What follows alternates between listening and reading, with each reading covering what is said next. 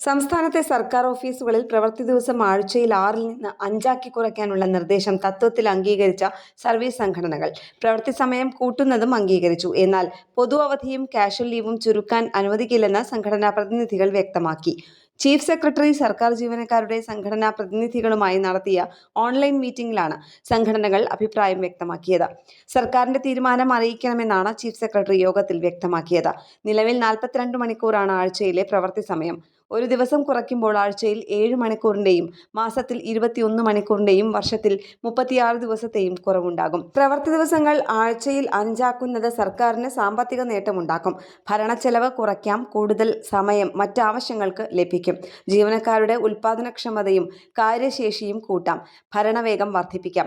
അധിക ജോലി ചെയ്തുകൊണ്ട് പ്രവൃത്തി ദിവസം 6 നിന്ന് 5 കുറയ്ക്കുന്നത് സർക്കാരിന്റെ ഔദാര്യമല്ലെന്നാണ് സെറ്റു ചെയർമാൻ ചവറ ജയകുമാർ പ്രതികരിച്ചത്.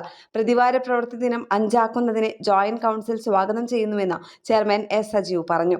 ദിവസവുമുള്ള പ്രവൃത്തി സമയം കൂട്ടിക്കൊണ്ട് ആഴ്ചയിൽ 2 അവധി ദിനം നൽകുന്നതിന്റെ കുറവ് നികത്താനാകുമെന്ന് secretariat employees association president MS Irshad പറഞ്ഞു. അതിന്റെ പേരിൽ ജീവനക്കാരുടെ കാഷ്വൽ ലീവും അവധിയും കുറയ്ക്കുന്നതിനെ അംഗീകരിക്കുന്നില്ലെന്നും വ്യക്തമാക്കിയിരുന്നു. പ്രവൃത്തി ദിവസം കുറയ്ക്കുന്നതിനെ സ്വാഗതം ചെയ്യുന്നതായി NGO സംഘ് സംസ്ഥാന ജനറൽ സെക്രട്ടറി S രാജേഷും പറഞ്ഞിരുന്നു.